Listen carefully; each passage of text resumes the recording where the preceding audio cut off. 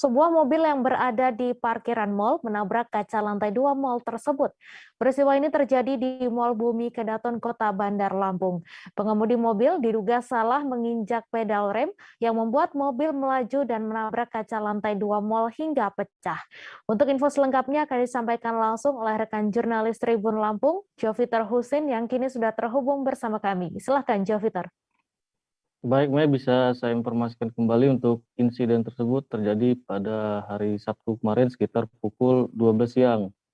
Dari informasi dihimpun juga bahwa pengemudi tersebut diduga lalai atau tidak memperhatikan kondisi sekitar, sehingga mobil yang seharusnya parkir di tempatnya namun terus menabrak kaca mal.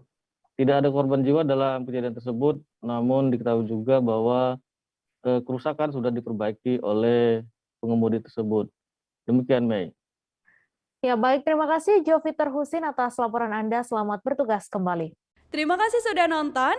Jangan lupa like, subscribe, dan share ya.